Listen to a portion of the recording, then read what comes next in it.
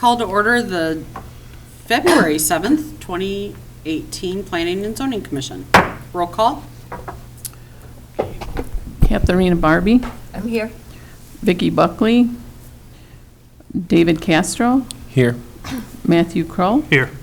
Deborah Neer, Here. Jerry Wright, Chair Christina Atherton. Here. Approval of the agenda. Any additions, deletions, or corrections? And if none, I'll take a motion. So moved. So moved by Barbie, Second. second by Castro. All in favor, say aye. Aye. All opposed, same sign. The approval of the January 17th, 2018 minutes. Any additions, deletions, or corrections? And if none, I'll take a motion. So moved. So moved by Barbie, Second. second by Kroll. All in favor, say aye. Aye. All opposed, same sign. This is the public participation portion of the meeting. So anyone in the public that is here that would like to speak on anything that is not part of the agenda, I welcome you to the podium.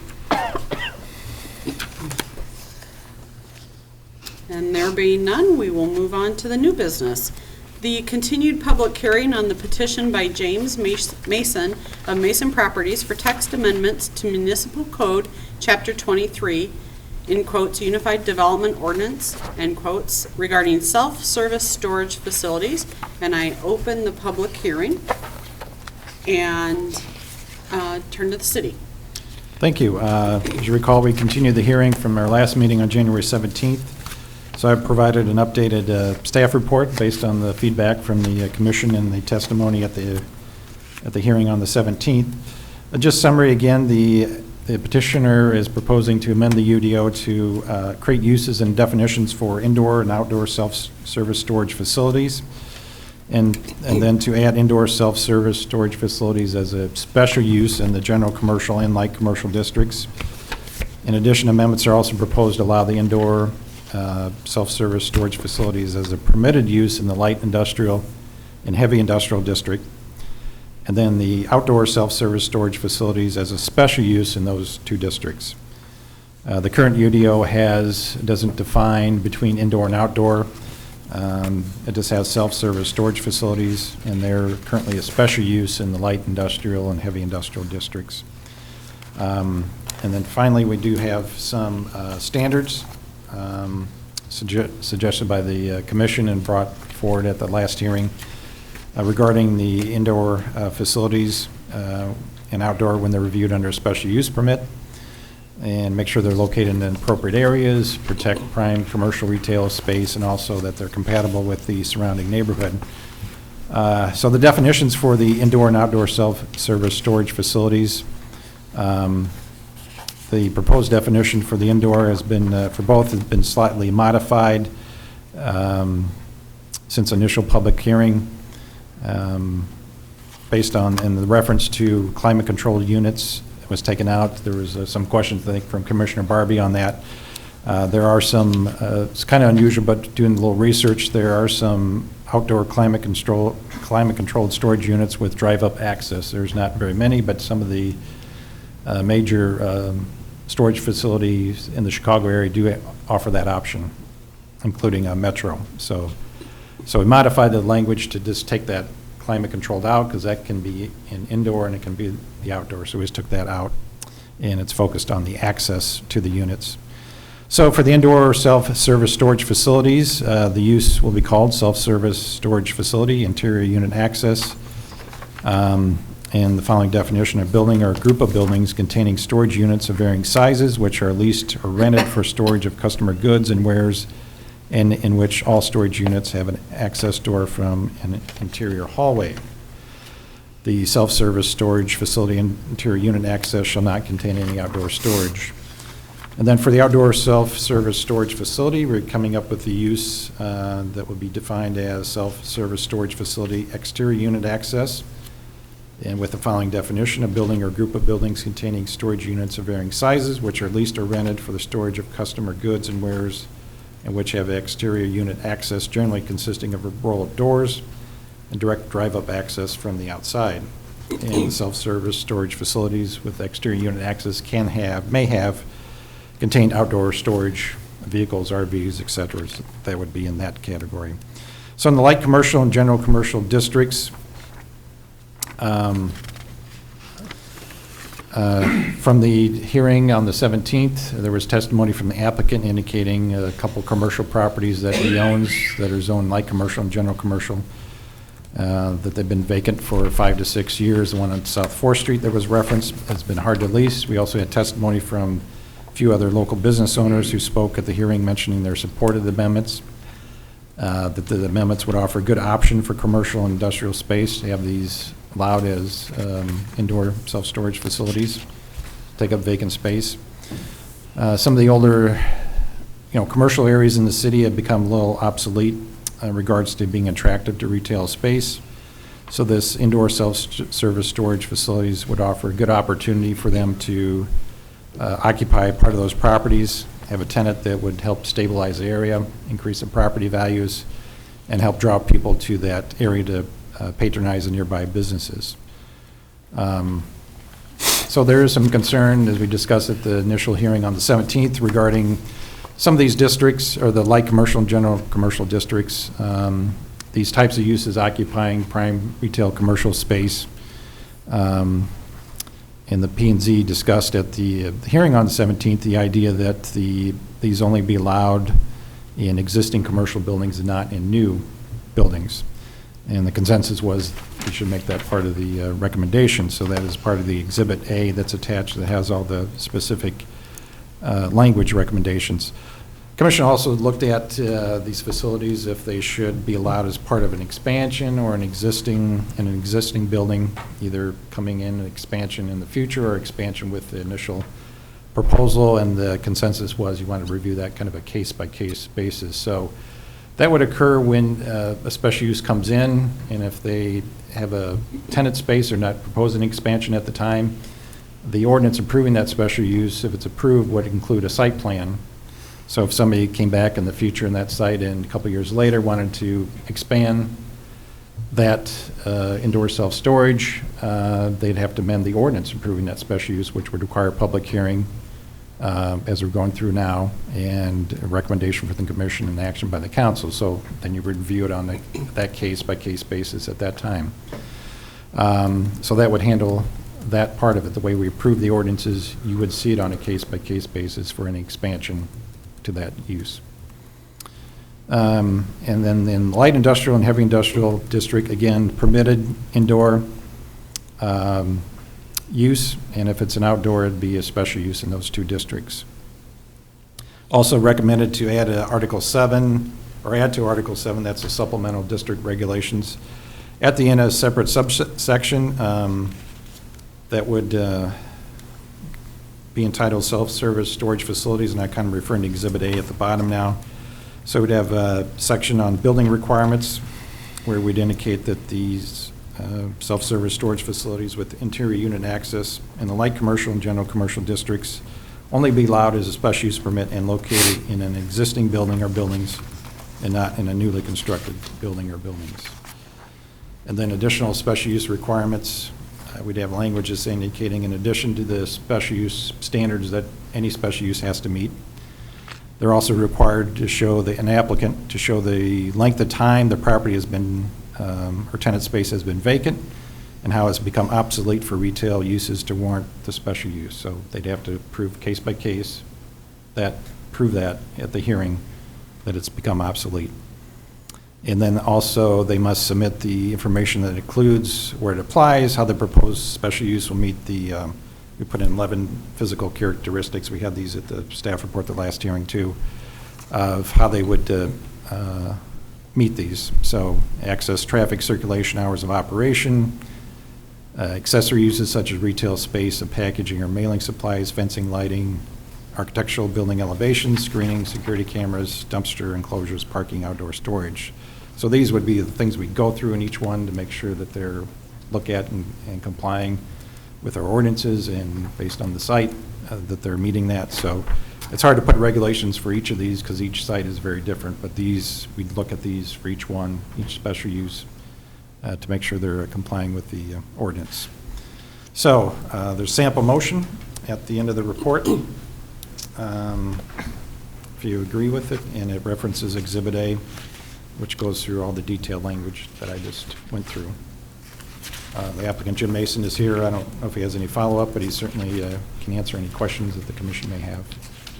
Thank you. Just go ahead. Thank you, folks. Can you state your Pleasure name? being here and working on this. This is a new concept for me and, of course, the community. Mr. Mason, sorry to Yes. interrupt you. Can you state your name and address, please? I apologize. Jim That's Mason. Jim Mason, petitioner. Again, good evening and glad to be here. I understand everything that's been said here, and I understand, I agree with everything. One thing I have an understanding, I'd like an answer on. I have load levelers docks down there on South 4th Street.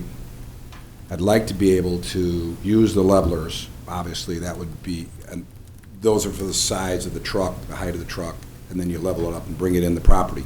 I also would like to put a ramp if necessary, so there's a room, half the size of this, where a person could back a truck in, or vehicle in, unload. You bring up your carts, and then you take it to your spaces. Is that included in this? Yeah, as long as the storage units had access from the interior, from the building, Yeah. which they still would, right? Say that again, please. The storage units themselves would still have access from the inside of the building. Oh, yeah, yeah, So yeah. it'd still be an interior Drop-off. access and a special use in those districts, so. But the loading docks, that would be something when you applied for this special use permit, you show a plan showing that, Excellent, and that would be addressed at that time. excellent, Yep. excellent. I have no further questions. Anybody have any? Thank you. Thanks, Mr. Mason. Before I open up to the petitioners, is there anyone in the public that would like to comment on this or have any questions? Okay, and there being none, I'll open it to the commissioners before I close the public hearing. If there's any questions or comments? Just one, Yep, just go right one. ahead. I'm going to direct it to Dan. And this was brought up at the last meeting when we were discussing this, and it has to do with what's now included as part of 7.21.02, and that is that the applicant who wants to utilize a building for this purpose, one of the requirements is to show how it has become obsolete for retail uses to warrant the special use permit. My only question right now is how that appears to be the burden on the applicant to explain that. And so what is an acceptable explanation for that? How will they explain and prove that? Well, that probably, I assume they'll bring up things related to how long it's been vacant, maybe the design of the building or the building location, the way it faces on the lot in relation to the main roadway, how that's not very advantageous for retail uses. So go beyond physical items, and then a lot of relates to probably how long it's been vacant. Okay. And the reason I bring it up is I did do a tiny little bit of research about economic obsolescence, and there is a definition for that by the American Society of Appraisers that actually identifies a number of criteria for that, amongst which are things exactly what you just said. And I don't know if that is something that could or should be incorporated in this, or if it's something that should just, we should be reminded of when one of these comes for our consideration. I think we were trying to avoid, definition in case we forgot something, but obsolete can mean many things, and it can, physical characteristics, the time it's vacant are the big things. We can certainly look at that as we develop the ordinance for the council, but I think I'm pretty satisfied with this. I mean, it leaves it open. The applicant is burdened to do the proof, and we would look at things like that. So, I mean, it could include things that may not be on that list. So I don't think we were trying to get a specific technical definition for that, but. Okay.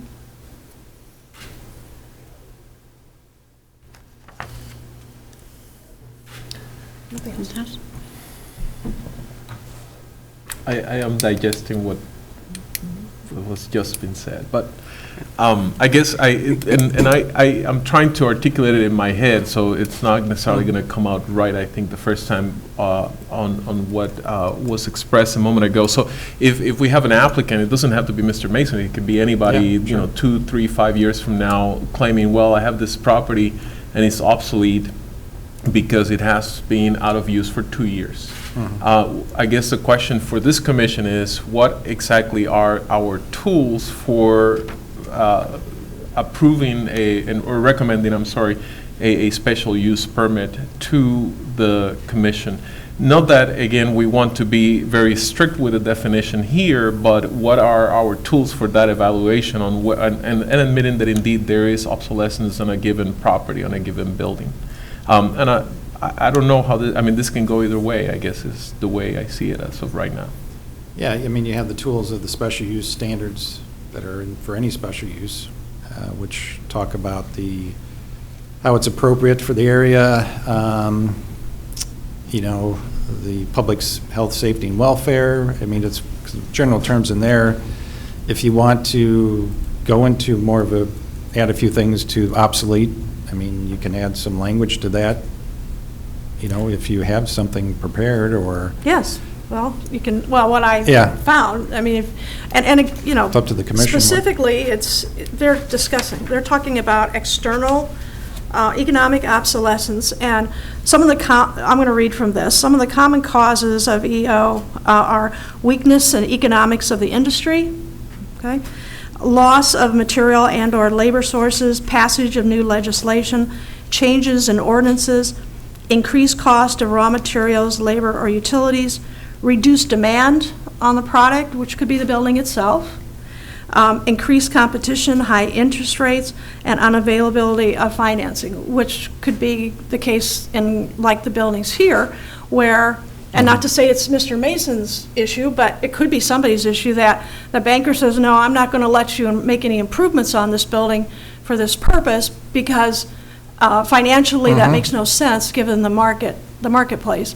But for a use like this, it could make some sense. So there's his proof that it's, Yeah, that there if you want is to add obsolete. those to the motion, you could do that, what you just read, and have those kind of listed like the other items of, here's some factors to look at when determining that. Not meaning each one has to be met, but No. here's what we'll look at, and Among, look at that. like, among which are, Yeah. kind of a language perhaps. Sure. So that's just throwing that out there. No, I like that. Good.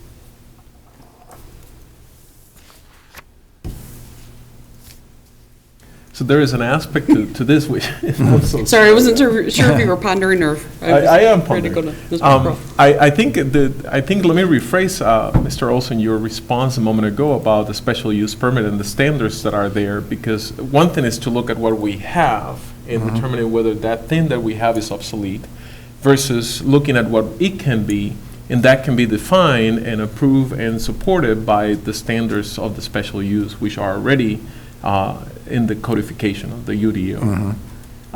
So in a way, I think there's a play here between, hey, we're going to use a property that we already have that is in existence out there, and we have to determine whether it's obsolete or not. Or we can look at that property and what it can be, forget about what it was, but what it can be, and then we can define what that can be based on the special use permit standards that are already in the UDO. So I think there's a play here between one and the other, and balance, I think, is key. In my head, balance is a key word here. Yeah, I wouldn't have any issue with adopting those Okay. items as, when we do review it, here's some factors we're going to look at when trying to determine if it's obsolete or not. That's no problem. We've kind of done it with all these physical factors too, somewhat, so, in the special use itself. So if you want to pick that part of the motion, you can add that in, and Okay. if you wish to.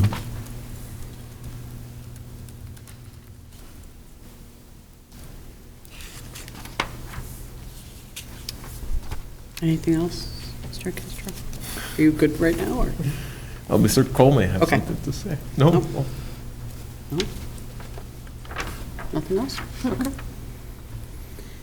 Okay, I'm gonna, one more chance for anyone in the public that would like to speak, or Mr. Mason, if he has any final comments or anything? You good? Okay. So I'm gonna close the public hearing and turn to the commissioners for any further discussion. And if there is none, then I would be happy to take a motion. I got a question before I Yep, make a motion. go right ahead. All right, Yep. so I will be willing to make the motion. You said could you give me some direction or advice as to how to put that language in it comfortably? So I think what you do if the sample motion, go right off of that, and after Article 7, supplemental district regulations, to add factors related to property being obsolete, to include, and then go through that list you just read off, Okay. would probably be the best way. All right, let me write this down.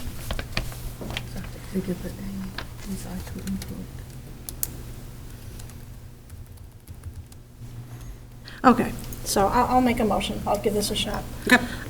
Based on the submitted petition and testimony presented, I move that the Planning and Zoning Commission recommend to the City Council approval of text amendments to the following articles of Chapter 23, Unified Development Ordinance of the Municipal Code, Article 3, Definitions, Article 5, Zoning District Regulations, and Article 7, Supplemental District Regulations, adding factors relating to property obsolescence, including weakness in economics of the industry, loss of material and/or labor sources, passage of new legislation, changes in ordinances, increased cost of raw materials, labor, or utilities, reduced demand for the product, increased competition, high interest rates, and unavailability of financing in relation to self-service storage facilities as indicated on the attached Exhibit A. So a motion is in play by Ms. Neer, Second. second by Mr. Kroll. Any discussion? There being none, roll call. Katharina Barbie, Yes.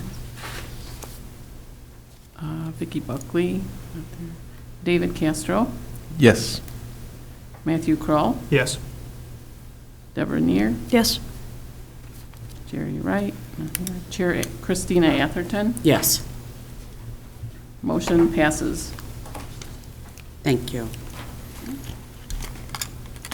And again, Mr. Mason, thank you for bringing this up to us. A great opportunity for the city and to improve some areas in our city, so thank you very much. Any reports? Next meeting will be February 21st. We do have one public hearing scheduled for 1114 Blackhawk. That's a fraternity that was approved by the commission about a year ago or so. They need to amend their plan development regarding the removing the commercial kitchen requirement and cleaning up the site plan. They changed some of the handicap parking and accessibility to the building a little bit, and so a little bit of the landscaping, so that will be a kind of a cleanup item. So that'll be the one item we do have for that meeting. Okay. And with nothing else, I'll take a motion to adjourn. So moved. So moved by Barbie, Second. second by Kroll. All in favor, say aye. Aye. Aye. All opposed, same sign. We are adjourned. Thank you. Thank you.